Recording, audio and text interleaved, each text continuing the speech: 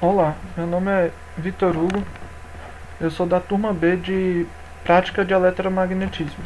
Nesse experimento vamos falar da simulação do eletroímã. Primeiro vamos falar um pouco sobre a permeabilidade magnética. A permeabilidade magnética mensura o campo magnético no interior de um material. Devido ao campo magnético H pré-existente na região onde o material é colocado, bem como a magnetização por este induzida no material, em relação ao próprio campo magnetizante H em questão, ao colocar o material no local considerado, no interior desse material verifica-se a presença de um campo magnético B, cujo valor deve ser tanto ao campo magnetizante quanto à magnetização induzida no material, em resposta a este último. Agora vamos falar um pouco sobre o efeito Messier. Messier constatou que os supercondutores são na verdade diamagnéticos quase perfeitos. Quando um material é submetido a um campo magnético, este penetra no mesmo, ainda que o valor em seu interior seja, de um modo geral, diferente do valor do campo aplicado. Nos supercondutores, em campos suficientemente pequenos, o valor do campo magnético no interior do material é zero, ou seja, os supercondutores expelem o campo magnético. Esse fenômeno é conhecido como efeito Messier, em homenagem a um dos seus descobridores. Agora vamos falar sobre supercondutores. Supercondutores são materiais capazes de conduzir a eletricidade sem oferecer qualquer tipo de resistência, assim que atingem uma temperatura muito baixa, conhecida como temperatura crítica. Além disso, fazem com que as linhas de campo magnético não sejam capazes de penetrá-lo. Dessa forma, os supercondutores podem ser usados para promover a levitação magnética.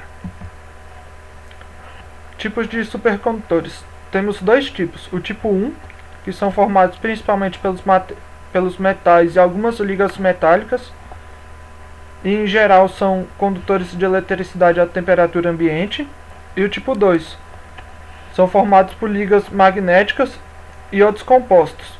Em geral, as temperaturas críticas associadas a eles são muito altas, muito mais altas do que os supercondutores tipo 1, como é o caso da cerâmica baseada em óxido de cobre.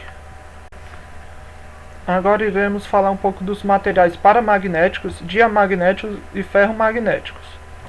Os paramagnéticos são materiais que possuem elétrons desemparelhados e que na presença de um campo magnético alinham-se, fazendo surgir um ímã que tem a capacidade de provocar um leve aumento na intensidade do valor do campo magnético em um ponto qualquer.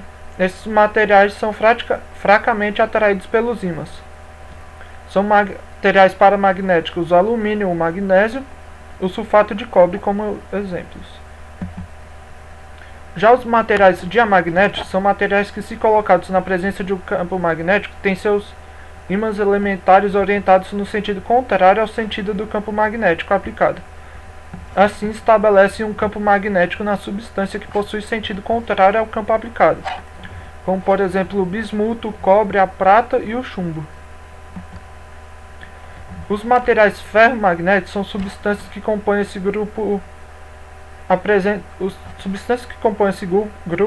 características bem diferentes dos materiais paramagnéticos e diamagnéticos.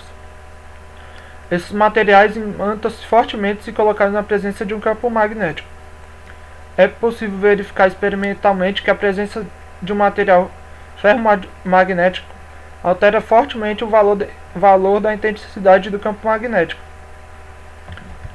São substâncias ferromagnéticas somente o ferro, o cobalto, o níquel e as ligas que são formadas por essas substâncias. Os materiais ferromagnéticos são muito utilizados quando se deseja obter campos magnéticos de altas intensidades. Ímã permanente. Um ímã permanente é feito de material capaz de manter as propriedades magnéticas mesmo após cessar o processo de imantação. Esses materiais são chamados de ferromagnéticos. Agora vamos à simulação 1. Nela usamos o software Unsoft e temos aqui alguns passos. Primeiro desenhamos na simulação 2D um retângulo. Na hora de passar para 3D e fazemos ela rotacionar para formar um círculo com divisões que vão ser nossos ímãs. Aqui vemos o campo, vetor do campo magnético no ímã 1, no ímã 2 e no ímã 3. A diferença deles é a orientação do campo. Aqui temos o vetor do campo H no ímã 1, no ímã 2 e no ímã 3. Vemos que com a diferenciação da direção, temos que o vetor muda de posição. No ímã 1 ele está bem centralizado, e já no ímã 3 ele está deslocado.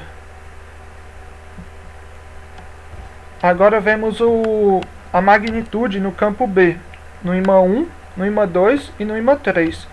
No ímã 1 ele só está nas bordas, no ímã 2 ele está quase por completo, e no ímã 3 ele varia de acordo com a direção. Aí temos algumas observações, sendo que a partir da simulação é possível notar a diferença nos vetores e na magnitude dos campos magnéticos ao fazer a variação da quantidade de ímãs, sendo que existe uma porcentagem de erro devido ao método numérico utilizado pelo software. Agora na simulação 2 fazemos uma bobina. Aqui fazemos a bobina em 2D para depois montar ela em 3D. Inicialmente a bobina normal, temos aqui o campo, a magnitude e o vetor. Agora para o material diamagnético, que é o alumínio. Vemos que o campo, a magnitude está bem próximo ao material, tanto quanto o vetor. As observações para o material diamagnético é que as linhas de campo ficam mais próximas do centro devido ao material ser diamagnético, e a magnitude é mais intensa perto da corrente elétrica. Agora para o material paramagnético, temos a magnitude e a linha de campo. E o material utilizado no paramagnético utilizado foi o cobre.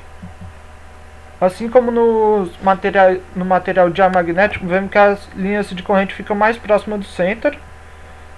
A concentração dos vetores magnéticos ocorre mais intensamente do que nos materiais diamagnéticos.